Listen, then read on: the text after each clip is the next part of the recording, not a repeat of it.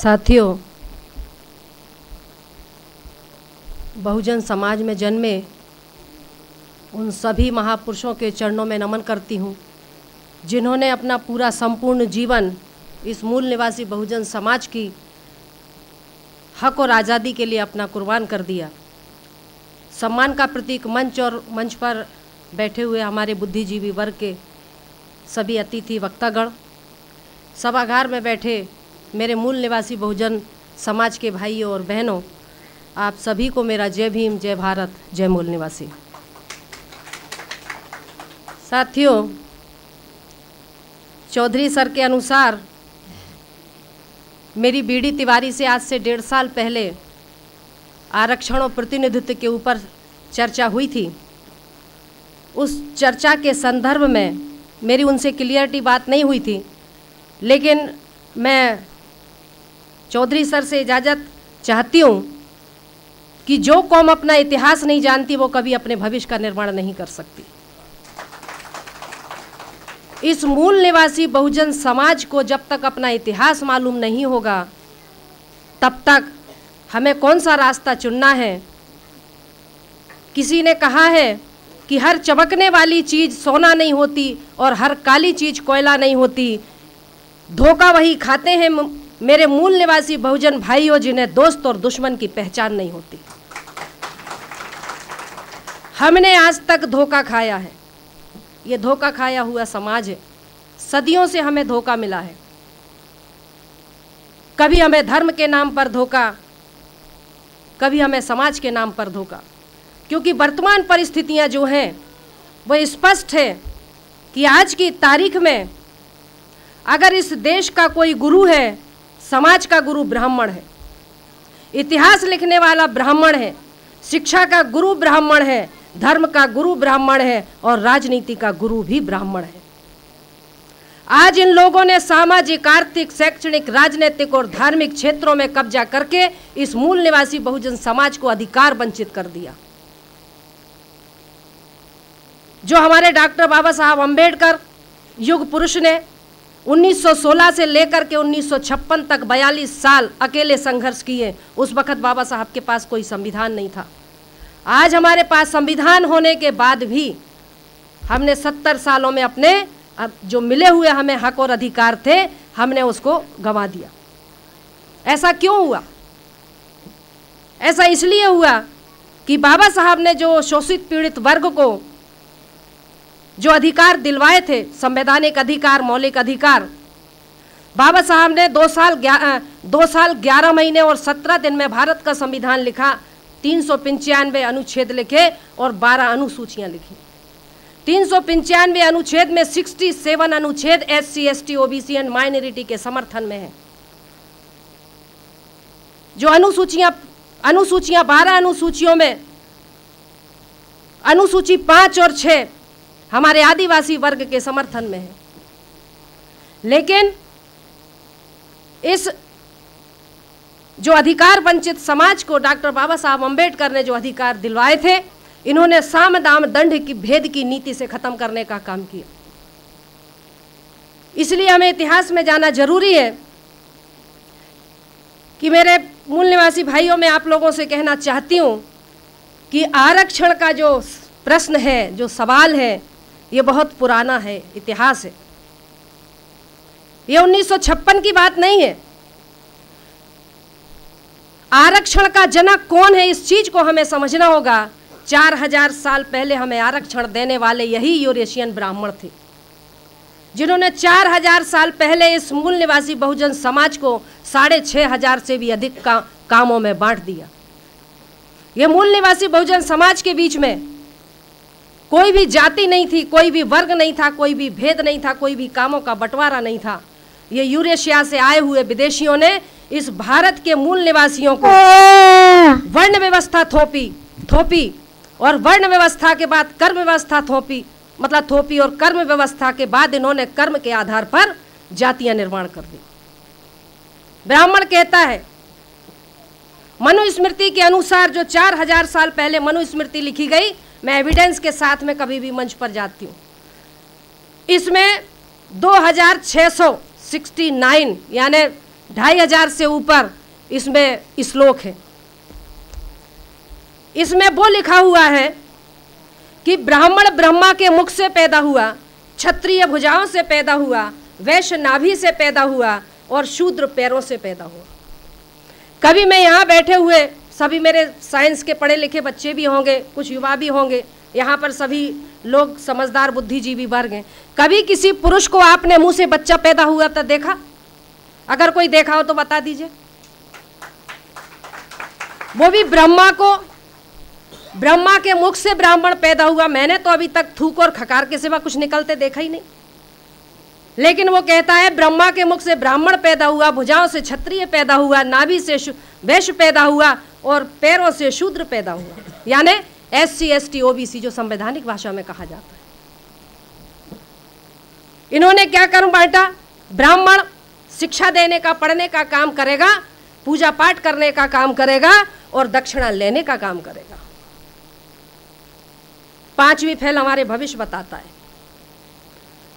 ब्राह्मण पढ़ने पढ़ाने का काम करेगा, शिक्षा देने का काम करेगा, धर्म के नाम पर दान लेने का काम करेगा। क्षत्रिय जो इन्हीं में से बनाए इन्होंने, क्षत्रिय सिर्फ राज करने का काम करेगा और ब्राह्मण की रक्षा करने का काम करेगा। वैश्य क्या करेगा? व्यापार करके इनको कर चुकाने का काम करेगा। और जो शूद्र है, जो SC ST जो अधिकार वंचित समाज है, इन तीनों वर्णों की सेवा करने का काम करेगा। ये ब्राह्मण ने आरक्षण नहीं दिया हमें।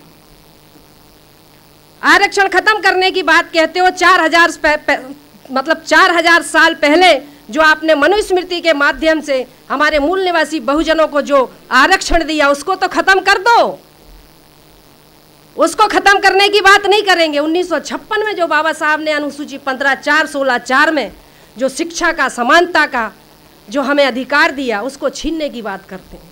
मनुस्मृति में लिखा है शूद्र जाति के लोग ताजा भोजन नहीं कर सकते, मरघट के उतरंग कपड़े पहनेंगे, मरघट के जो मुर्दे के हैं वो कपड़े पहनेंगे, ताजा भोजन नहीं करेंगे, सोने चांदी के जेवर नहीं पहनेंगे, मतलब किसी धातु के बर्तन में खाना नहीं खाएंगे, मिट्टी के बर्तन में खाना खाएंगे।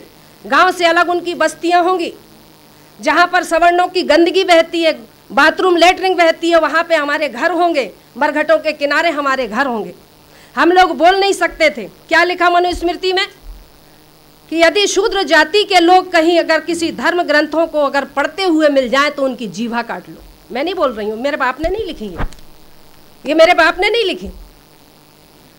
शूद्र जाति के लोग अगर कहीं धर्म शास्त्रों को पढ़ते हुए मिल जाए तो उनकी जीवा काट लो। अगर सुनते हुए मिल जाए तो कान में गरम शीशा करके डाल दो। अगर ब्राह्मण को निगाह भर करके देख लें, ठाकुरों को देख लें, तो उनकी आंखों में सरिये डाल दो। और अगर ठाकुर पंडित बनिया के बगल से बैठे हुए मिल जाए तो उनके पीछे का हिस्सा काट लो। ये किसने दिया आरक्षण? उन्होंने अपने इस धर्मशास्त्र में लिखा कि अगर किसी समाज को गुलाम बनाना है तो शूद्र जाति के घरों में रहने वाली महिलाओं को धार्मिक गुलामी में थोप दो। 7 पीढ़ियां हमारी गुलामी करेंगी।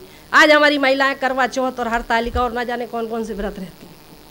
हमारे कॉलोनी में भी रहती हैं, भोपाल में कहते हैं हरतालिका हम रहते हैं, 3 दिन व्रत रहती हैं, मनपसंद पति मिलता है। कुंवारी लड़की रहती है तो मानती हूँ कि हाँ भैया ठीक है, लेकिन शादीशुदा भी रहती हैं तो मैं कहती हूँ क्या जो घर में है वो पसंद नहीं है, अभी जो दूसरा चाहिए वो भी रहती हैं। शिव जी को जल चढ़ाती हैं। मतलब ब्राह्मण की जो सामाजिक जो धार्मिक व्यवस्था है, समाज का गुरु ब्राह्मण, SC ST OBC, चमार भंगी बसोड़ धोबी तेली नाई काछी कुमार डोम डमार मांग महार मंगी, दुनिया भर की 6500 से अधिक जातियों का निर्माण कर दिया। समाज को बंटवारा करने वाला ब्राह्मण, बंटने वालों का कोई उद्देश्य नहीं था, बंटने वालों का कोई उद्देश्य नहीं था, हम लोगों का कोई उद्देश्य नहीं था, लेकिन बांटने वालों का उद्देश्य था। उनने हमें 6500 से अधिक जातियों में बांटा, कर्म निर्धारित कर दिए। तू भंगी, तू सफाई का काम करेगा, तू चमड़े का काम करेगा, तू तेल निकालेगा, तू कपड़े धोएगा, तू खाना बनाएगा, तू मकान बनाएगा, तू बर्तन बनाएगा, तू बैल ढोर चलाएगा। जो चमड़े का काम करता था वो चमार, जो तेल निकालता था वो तेली, जो गंदगी साफ करता था वो भंगी। भंगी कौन है? वो हमारा समाज है, वो कोई दूसरे कहीं से आए हुए नहीं है। वाल्मीकि समाज हमारा समाज है, क्योंकि ब्राह्मणों के नियमों के अनुसार ये था कि यदि कोई ब्राह्मणों की आज्ञा का अवहेलना करता है तो उसको जाति से वंचित कर दो, उसको मृत्यु दंड तय है। हमारे लोगों ने यदि उनके लिए संघर्ष किया तो उनको उतने ही गंदे काम सौंपे गए और आज उनको समाज से भंग कर दिया। बहुवचन में समाज से भंग, समाज को भंगी कहा गया। ये हमारे अपने लोग हैं, हमारा ब्लड रिलेशन है। लेकिन आज हमारे SC ST के जो लोग हैं, SC में 1075 जातियां हैं, ST में 750 जातियां हैं, पिछड़े वर्ग में 350 से अधिक जातियां हैं। जिन्होंने ज़्यादा संघर्ष करा, इनका मुकाबला किया, इनसे डरे नहीं, उनको उतने ही गंदे पैसे सौंपे गए जो अनुसूचित जाति, संवैधानिक भाषा अनुसूचित जाति के नाम से जाने गए। जिन्होंने ब्राह्मणों की गुलामी स्वीकार नहीं करी हमारे ही लोग, और जो जंगलों की तरफ भाग गए वो आदिवासी कहलाए। और जिन्होंने ब्राह्मणों की जी हजूरी करी, गुलामी स्वीकार करी और उन्होंने कहा तुम जो करोगे हम करेंगे, वो पिछड़े वर्ग के लोग कहलाए। आज सबसे ज़्यादा अगर देश में गुलाम है और अगर शूद्र जिसको नाम दिया है तो कौन है? वो पिछड़ा वर्ग का लोग है। आज पिछड़े वर्ग के पीछे दुश्मन छिपा हुआ है। आज पिछड़े वर्ग के माध्यम से हमारे ऊपर अन्याय अत्याचार होता है, जबकि वो हमारा बड़ा भाई है। वो नहीं जानता कि ये SC और ST के लोग मेरे छोटे भाई हैं और मैं किन के कहने में ये अन्याय अत्याचार कर रहा हूँ। जिन्होंने ब्राह्मणों की गुलामी से, उनके अन्याय और अत्याचारों से तंग होकर जो माइनॉरिटी के लोग कहलाए, जैसे मुस्लिम है, सिख है, बुद्धिस्ट है, ईसाई हैं, जैन है, ये हमारे लोग हैं, धर्म परिवर्तित लोग। ये मूल निवासी Bahujan Samaj 50% SC ST OBC and minority, ये हमारे वर्ग के लोग हैं। और आज जो हमारे वर्ग के लोग हैं यही अधिकार वंचित लोग हैं। आज इन अधिकार वंचित लोगों के हक और अधिकारों को खत्म करने के लिए अभी कुछ देर पहले राष्ट्रपति जी का जिक्र हो रहा था। रामनाथ कोविंद जी, बहुत सारे लोग मैंने पेपर में देखा रामनाथ कोविंद जी का स्वागत करने के लिए दिल्ली तक पहुँचे। साथियों, मैंने पहले कहा कि जो कौम अपना इतिहास नहीं जानती वो अपने भविष्य का निर्माण नहीं करती। रामनाथ कोविंद है कौन, ये हमें समझना होगा। रामनाथ कोविंद वही है जब डॉक्टर बाबा साहब अम्बेडकर भंडारा से चुनाव लड़ने के लिए खड़े हो गए थे और चुनाव हार गए थे। तब जगजीवन राम की बेटी जो मीरा कुमार है उसको भी राष्ट्रपति पद के लिए खड़ा किया गया था। जगजीवन राम जी ने डॉक्टर बाबा साहब अम्बेडकर के पंडाल पर पत्थर फेंकने का काम करा था। दूसरा, रामनाथ कोविंद, मैं राजनीति नहीं हूँ, मैं राजनीतिक महिला नहीं हूँ, ना मैं राजनीति समझती हूँ, लेकिन जितना मेरा अध्ययन है और जितना मैं वाच करती हूँ कि रामनाथ कोविंद वही है जिन्होंने संविधान की समीक्षा के लिए, जब उस वक्त अटल बिहारी वाजपेयी प्रधानमंत्री बना था, तो अटल बिहारी वाजपेयी ने कहा था कि रामनाथ कोविंद जी मुझे SC ST OBC के सिग्नेचर चाहिए ताकि मैं संविधान की समीक्षा कर सकूं। रामनाथ कोविंद गुलाम जो राष्ट्रपति हैं, उन्होंने क्या किया? 60 राज्यसभा सदस्यों के सिग्नेचर करके, सहमति करके अटल बिहारी वाजपेयी को दे दिए कि हाँ आप संविधान की समीक्षा कीजिए। रामनाथ कोविंद ने जब ये सौंपा, उसी दिन से भारत के संविधान की समीक्षा होनी चाहिए, होनी चाहिए, होनी चाहिए, ये मुद्दा उठा। और साथियों, रामनाथ कोविंद को जो राष्ट्रपति बनाया गया, ये बिना षड्यंत्र के नहीं बनाया गया। ब्राह्मण चरित्र में परिवर्तन करता है लेकिन उद्देश्य से कभी परिवर्तन नहीं करता। उनका क्या है? मैं राजनीतिक नहीं हूं, लेकिन साहब राज्यसभा सदस्य रहे। राष्ट्रपति को जिस राज्य का जो राज्यपाल होता है वो एक क्या बोलेंगे उसको, एक विचार भेजता है। क्या बोलेंगे सर उसको? मतलब एक विचार भेजते हैं कि संविधान की समीक्षा होनी चाहिए कि नहीं। राज्यपाल के द्वारा राष्ट्रपति को यह विधेयक पहुंचाया जाता है और राष्ट्रपति उस पर अपनी सहमति देता है कि हाँ संविधान में बदलाव होना चाहिए, समीक्षा होनी चाहिए। रामनाथ कोविंद को अनायास ही कोई दलित को मतलब राष्ट्रपति बनाना कोई ऐसे नहीं बनाया है, योजनाबद्ध तरीके से हुआ है। तो साथियों, इस तरह से जो हमारे हक और अधिकारों को छीनने का काम जो इन लोगों ने किया, वो कोई ऐसी बात नहीं है कि ऐसे ही कर दिया हो, क्योंकि आज हम देख रहे हैं कि लगे हैं लहू के रंग जिनकी गिरेवा पर, लगे हैं लहू के रंग जिनकी गिरेवा पर, वही आज स्वच्छता अभियान की बात करते हैं। हमारी बर्बादी गुजरात से शुरू हुई गांधी के समय पर, और आज भी बर्बादी जो शुरू हुई है वो गुजरात से ही हुई है।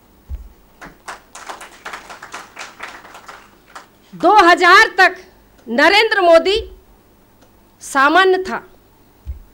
आरएसएस का प्लानिंग देखिए, 2000 तक नरेंद्र मोदी जो प्रधानमंत्री है, या ऑन रिकॉर्ड हो रहा है, सीबीआई भी होगी, सब कुछ होंगे, लेकिन मैं नहीं डरती, क्योंकि मैं ऐसे वामसेव संगठन की कार्य करता हूं जो बिना एविडेंस के कोई काम नहीं करता, बिना प्रूफ के कोई काम नहीं करता। ये धोखा खाया हुआ समाज को कभी धोखा देने का काम नहीं करता। जो सच होगा वही बोलेंगे, नहीं तो समाज को धोखा नहीं देंगे। 2002 तक नरेंद्र मोदी जनरल था, और 2002 के बाद जब जाति आधारित जनगणना हुई तो नरेंद्र मोदी को पिछड़े वर्ग में डाल दिया, चाय बेचने वाला दे। कितने बैठे हैं जिन्होंने चाय पी हो मोदी की? कितने बैठे? आप देखिए, जब नरेंद्र मोदी स्कूल कॉलेज में पढ़ते थे उस वक्त कंप्यूटर चलता ही नहीं था, लेकिन नरेंद्र मोदी की मार्कशीट कंप्यूटर से बन करके आ रही है।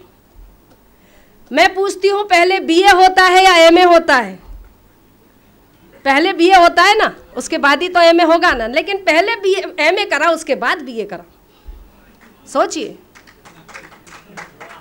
कार्यपालिका, न्यायपालिका, विधायिका और मीडिया पर, ये बिकाऊ मीडिया पर आज ब्राह्मणों का कब्जा है। आज हाई कोर्ट में, मतलब सुप्रीम कोर्ट में 21 जज हैं, 21 में से 19 ब्राह्मण हैं।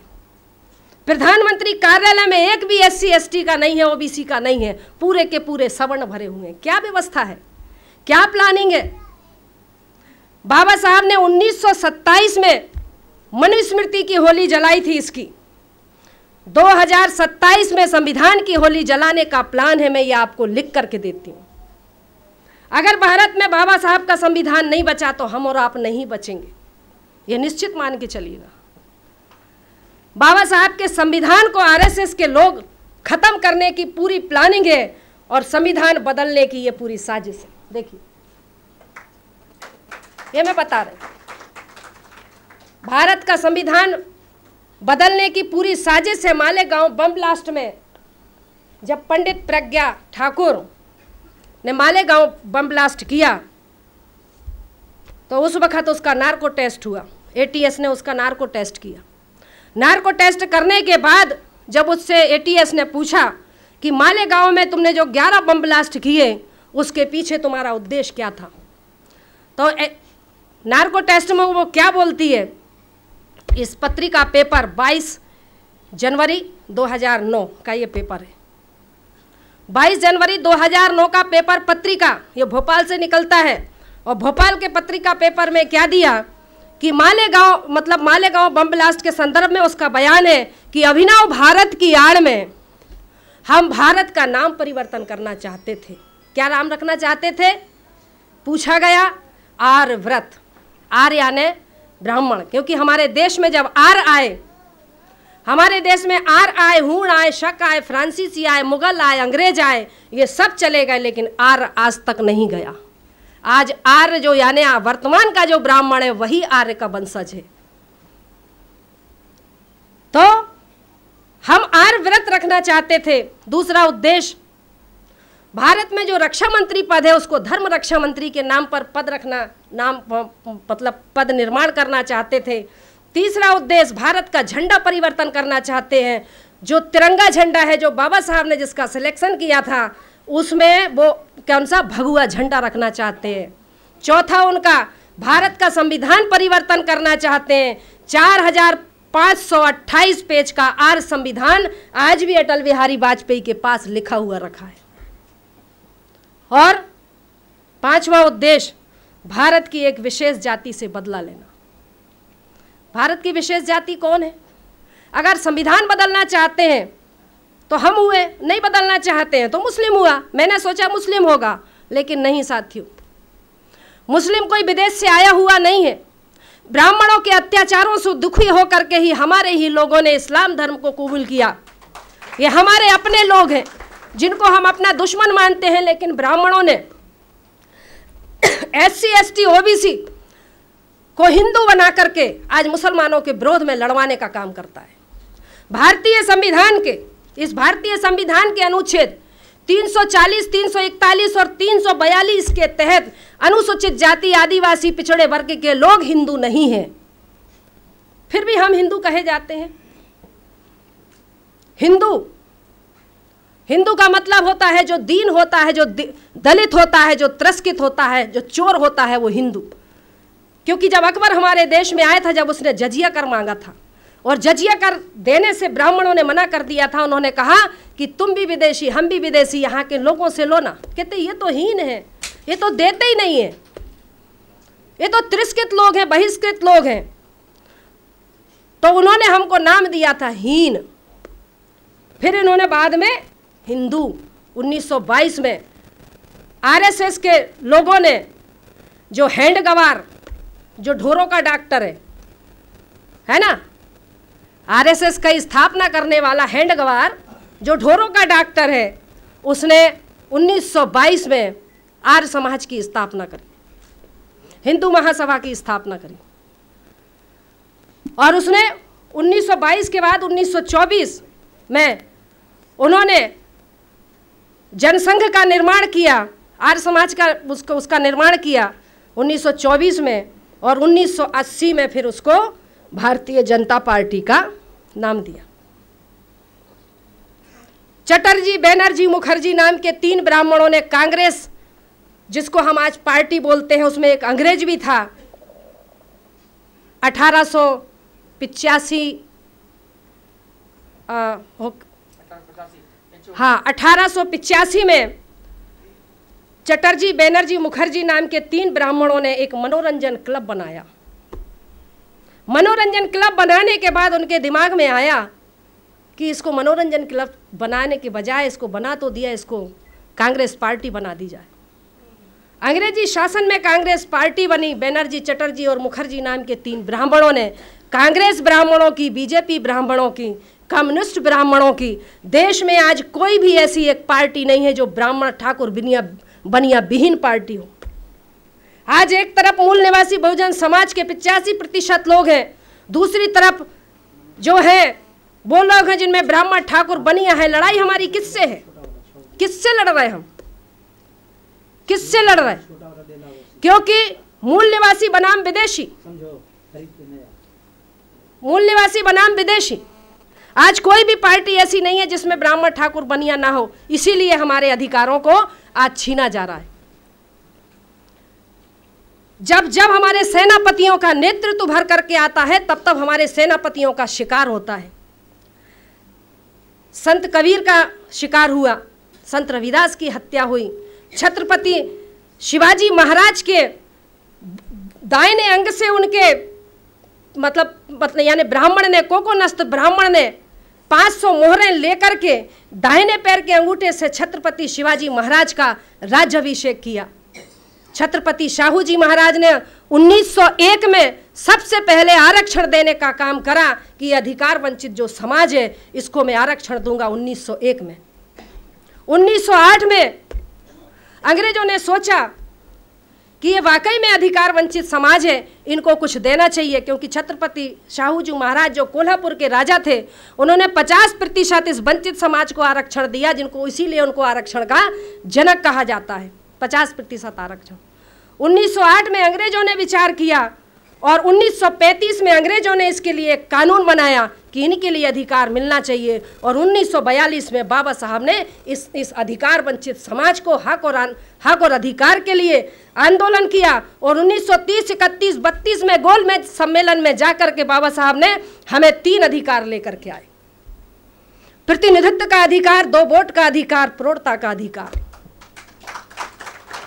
इस बनिया गांधी ने 3 दिन का उपवास रहा, मतलब 1931-32 में यरवदा जेल में व्रत पर रह गया और कहने लगा, मैं दलितों के लिए जो तू अधिकार ब्रिटिश शासन से लेकर के आया है, मैं अपने जान की बाजी लगा दूंगा, लेकिन तुझे अधिकार नहीं दूंगा तेरे समाज को। हम लोग कहते हैं दे दी हमें आज़ादी बिना खड़ग बिना ढाल, साबरमती के संत तूने कर दिया कमाल। आज हरिजन कहने वाला यही गांधी है। बाबा साहब ने कभी गांधी को मिस्टर गांधी कहते थे, गांधी जी कभी नहीं कहा।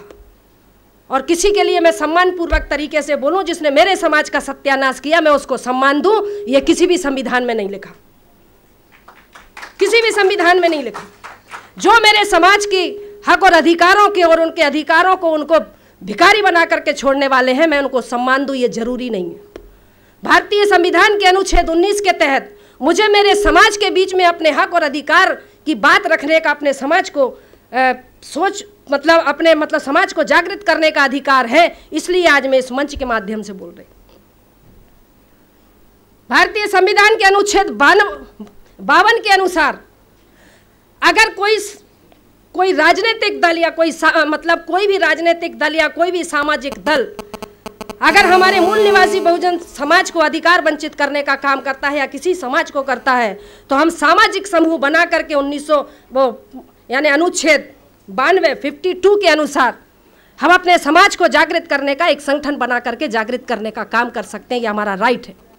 किसी के बाप ने नहीं दिया हमको ये अधिकार, ये बाबा साहब ने दिया।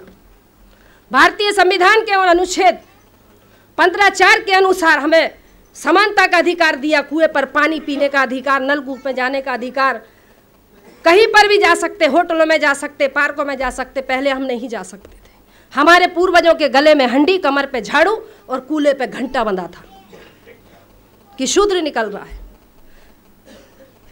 महात्मा फूले जो माली समाज के थे, महात्मा फूले ने आज इस समाज के अधिकारों को लड़ने के लिए उन्होंने सबसे पहले सत्य शोधक समाज की रचना करी, स्थापना करी। और उसी के अगेंस्ट में आरएसएस ने काय की स्थापना करी, काय की आर महासभा की। इस तरह से हमारी काट के लिए काम किया गया कि अधिकार वंचितों को और अधिकार वंचित किया जाए। और साथियों, हमारे पूर्वजों के लिए ढोरों का मांस खाने के लिए मजबूर किया गया, हमें नालियां साफ करने के लिए मजबूर किया गया। इन्होंने अपनी ब्राह्मणी व्यवस्था बनाने के लिए चातुर्ण वर्ण व्यवस्था बनाई। ब्राह्मण, क्षत्रिय, वैश्य और शूद्र, 4 हो गए। 4 धाम, जगन्नाथ, अमरनाथ, सोमनाथ और कौन कौन सा नाथ, एक और है बद्रीनाथ, ठीक है ना। 4 वर्ण, 4 धाम, 4 आश्रम, 4 युग, सतयुग, द्वापर युग, त्रेता युग, कलयुग।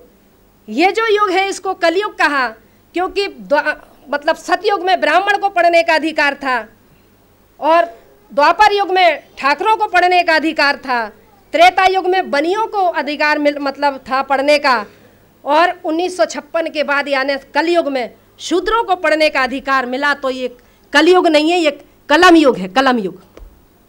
समझ गए? ये कलम युग है और ये कलम के कसाईयों ने हमारे समाज को अधिकार वंचित किया। मेरे ऊपर 3 बार अटैक हो चुका है। मैं भी जैसे वो एक लंकेश मारी गई ना, कभी भी मारी जा सकती हूँ, लेकिन मैंने मेरे मिस्टर से कह दिया है, मैंने अपनी ज़िंदगी के 35 साल तुम्हें दिए, घर दिया, परिवार दिए, बच्चे दिए। रेलवे में नौकरी करती थी, मैंने अपनी रेलवे की नौकरी को छोड़ करके समाज के बीच में निकल गई। आज की तारीख में मेरी 35,000 सैलरी थी, लेकिन जो मेरे को खाने को देता मैं उसके घर में सूखी रोटी खा लेती। लेकिन इस समाज का मैं अंग हूं। मैंने मेरे मिस्टर से कहा कि अगर घर में रहूंगी और मरूंगी तो मरीज कहलाऊंगी, लेकिन समाज के लिए काम करते हुए मरूंगी तो शहीद कहलाऊंगी। आज समाज के लिए काम करने का, समाज को, ये अधिकार वंचित समाज को जागरूक करने का मैं काम करती हूं। अभी आपने देखा होगा आदिवासियों ने, हमारा आदिवासी समाज ने रावण दहन के पुतले का विरोध किया। एक भी सपोला बाहर निकला, देखा आपने? चुटैया वाला निकला बाहर? नहीं निकला। रावण का दहन क्यों?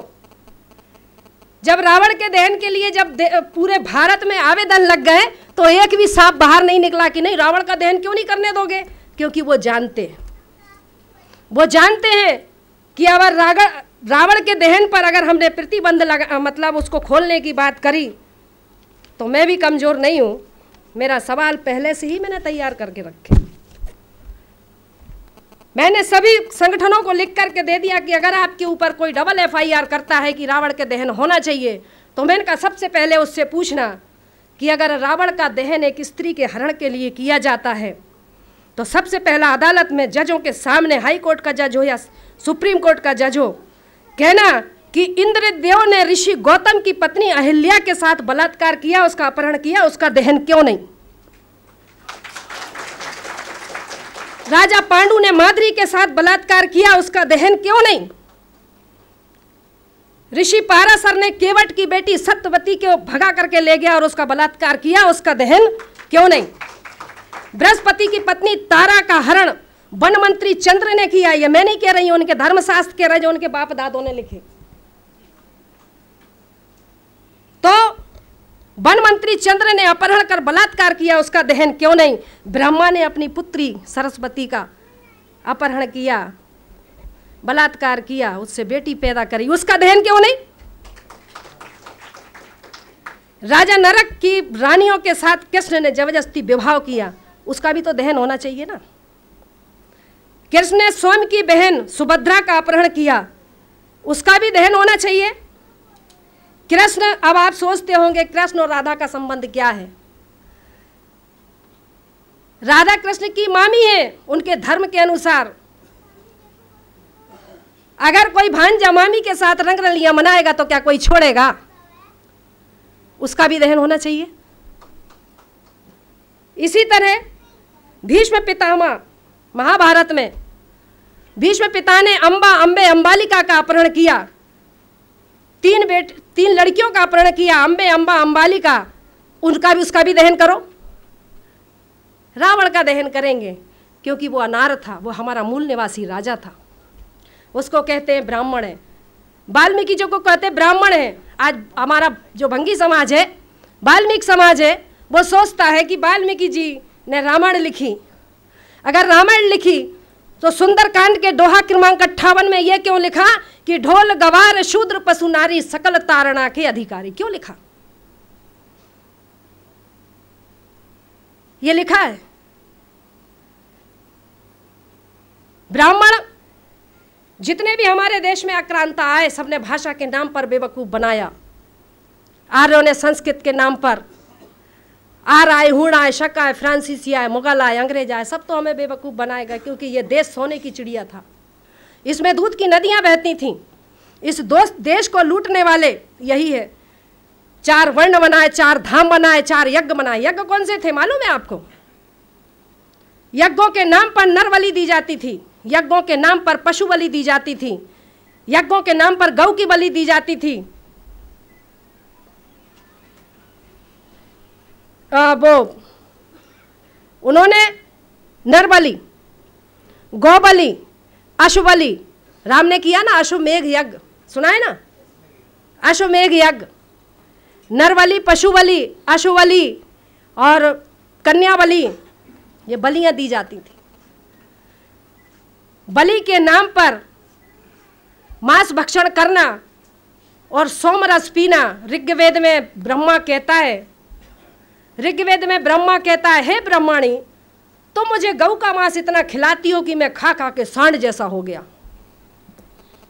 ऋग्वेद में लिखा, मैंने नहीं लिखा ऋग्वेद, पढ़ लो।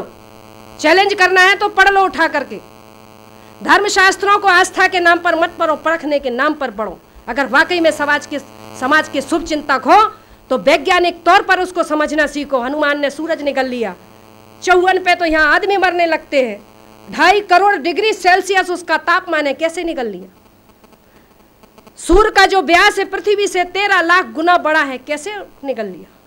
कपोल कथाएं लिख लिख करके इस मासूम बेबस मजबूर समाज को गुमराह करने का काम किया। साथियों, समय की पर्ची आ गई है, लेकिन मैं आरक्षण का इतिहास इसलिए बताया कि आरक्षण खत्म करना है तो जो 4000 पहले आपने इन समार भंगी बसोड़ धोबी तेली नाई बनाया, क्योंकि 1932 में जब गोलमेज सम्मेलन हुआ वहां पर आरक्षण का आधार तय किया गया था।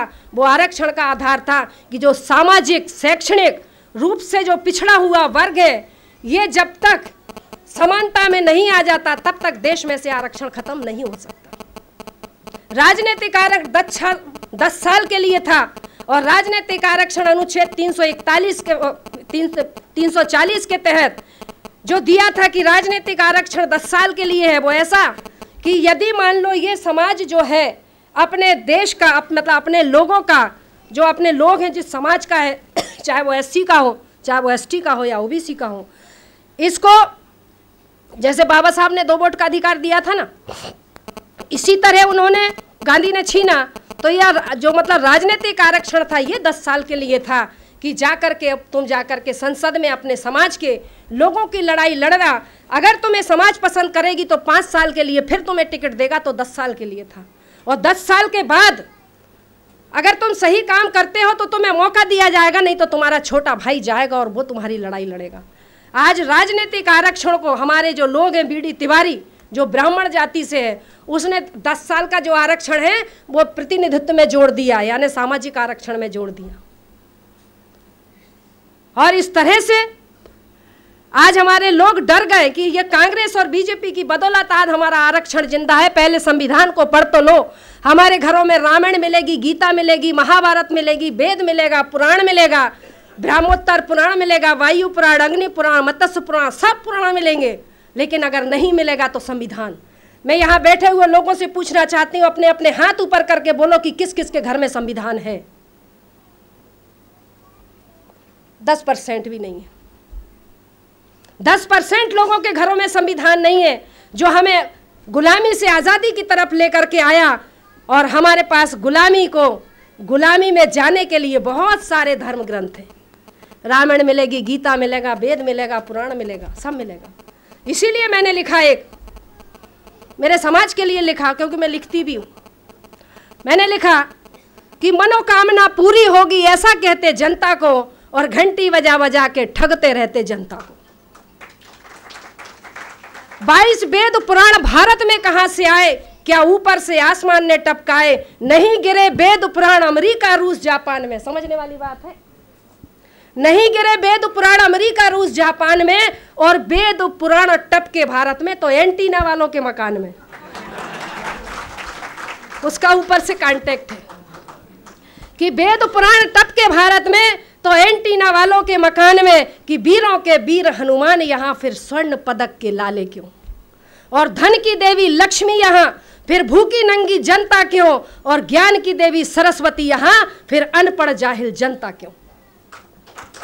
इन मनुवादियों ने देश के मूल निवासियों को भरमाया है। अब तो समझ जाओ कि हमारी अक्ल पर पड़ गया ताला है। इन पत्थरों की मूरतों से सर टकराते टकराते मर जाओगे, पर है मेरे मूल निवासी भाइयों, कभी समस्याओं से निजात नहीं पाओगे। इसलिए बुद्धि की शरण में आओ, देखो समाज को पढ़ो, नजदीक जाओ, दूर से मत पढ़ो कि हम टीवी पे देख रहे हैं। हाँ, जाओ ग्रामीण क्षेत्रों में जाओ। इसी समाज की बदौलत हमें प्रतिनिधित्व का अधिकार मिला। तुम्हारी योग्यता की वजह से नहीं मिला कि तुमने MSc कर लिया, BSc कर लिया, MA कर लिया, BA कर लिया। जब जाति आधारित की सूची बनी, अनुसूचित जाति कोई जाति नहीं है, एक अनुक्रमांकिका है। सूचीबद्ध किया गया था 1 नंबर, 2 नंबर, 3 नंबर, 4 नंबर। इन मनुवादियों ने अनुसूचीबद्ध लोगों को अनुसूचित जाति का कह दिया, और आज हमारे पढ़े लिखे बच्चों को जाति प्रमाण पत्र देने का काम करते हैं। क्या लिखा है? जाति प्रमाण पत्र। यहाँ पर हाई कोर्ट के जज साहब बैठे, क्या वो भारत में जो जाति प्रमाण पत्र बन रहे हैं, क्या वो संवैधानिक है? नहीं है। बाबा साहब ने जाति का उल्लेख संविधान में नहीं है, धर्म का उल्लेख नहीं है। बाबा साहब ने सिर्फ वर्ग का उल्लेख किया। इन ब्राह्मणवादी व्यवस्था के लोगों ने हमारे लोगों को जाति प्रमाण पत्र देने का काम किया। प्रमाणित किया जाता है कि फला फला बल्द फलाना ये इस जाति से है और इसका धर्म हिंदू है, जबकि जाति का उल्लेख नहीं है। अगर लिखना है तो वर्ग लिखना चाहिए, क्योंकि जातियां 1075 को चिन्हित सूचीबद्ध किया गया था। SC वर्ग का चमार, भंगी, बसोर, धोबी, तेली, मतलब धोबी, बसोर, हम सब एक ही तो हैं। लेकिन जाति का उल्लेख कर करके आज हम 6500 जो जातियों के लोग हैं, आज एक एक जाति के 4-4 हजार संगठन बने। 70,000 संगठन देश में बने हैं, लेकिन 70,000 संगठन देश को जागृत करने का काम नहीं करते, बल्कि बाबा साहब और महात्मा फूले की फोटो लगा करके पंडित जवाहरलाल रोजगार योजनाएं चलाने का काम कर रहे हैं। समाज को जागृत करने का काम, बेसिक जानकारी नहीं है, इतिहास की जानकारी नहीं है, लेकिन बेस है, कैडर नहीं है। कैडर विहीन समाज कभी आंदोलन नहीं करता। कैडर विहीन समाज कभी आंदोलन नहीं करता। जब उसको अपने दुश्मन की पहचान नहीं है तो मारे किसको? हाथ पे पट्टी बांध के बंदूक चला रहा है, पता चला हमारी भाई मारा जा रहा है। तो साथियों, समय मैंने बहुत सारा लिया है, बहुत बोलना मेरे को बहुत कुछ है। आखिरी में एक ही बात कहूँगी कि मेरी ज़िंदगी का जो मकसद है, एक जंगल में आग लगी थी, एक जंगल में आग लगी थी। हाथी बहुत से खड़े खड़े देख रहे थे कि इस जंगल की आग में बहुत सारे पशु पक्षी जीव जंतु जल जल के मर रहे हैं। हाथी खड़े देख रहे थे। एक चिड़िया थी, वो बेचैन होकर के इधर उधर घूम रही थी और अपनी छोटी सी चोंच में से पानी ला करके उस जंगल की आग पर डालने का काम कर रही थी। जब जंगल की आग पर डालने का काम कर रही थी तो जो उसके बड़े भाई हाथी लोग थे वो बड़े हंस रहे थे, कह रहे थे क्यों रे, तेरी इस छोटी सी चोंच की आग से इस जंगल की आग बुझ जाएगी क्या? तो चिड़िया बोलती है, मेरे भैया, जंगल की आग बुझेगी या नहीं बुझेगी मैं नहीं जानती, पर मेरा नाम आग लगाने वालों में नहीं, आग बुझाने वालों में जरूर शामिल किया जाएगा। साथियों, मेरा जीवन का उद्देश्य ये है और आपके लिए मैं आखिरी संदेश देती हूँ कि एक जगह बंदरों का सम्मेलन हुआ। एक जगह बंदरों का सम्मेलन हुआ। बंदरों ने सोचा हमें भी इंसान बनने का अधिकार है, हम क्यों इनकी इतनी अत्याचार, ये मदारी हमें जब देखो हमारे पिछवाड़े पर डंडा मारता रहता, हमें बीच रोड पे नचाता रहता। हम भी लोगों को इकट्ठा करके समाज को जागृत करने का, अपने जो हमारे लोग हैं उनको जागृत करने का, बंदरों को जागृत करने का काम करते हैं। और जागृत करते करते उन्होंने एक सम्मेलन आयोजित किया, बहुत सारे बंदरों को बुलाया, बहुत सारे बंदर आए। कुछ लोग कहते फालतू का काम है, ये सम्मेलन करने से क्या होगा, क्या हमारा भला हो जाएगा? कुछ लोग बैठे रहे, कुछ लोग सुन करके चले गए, कुछ उसका बहिष्कार करके चले गए, कुछ आए कुछ नहीं आए।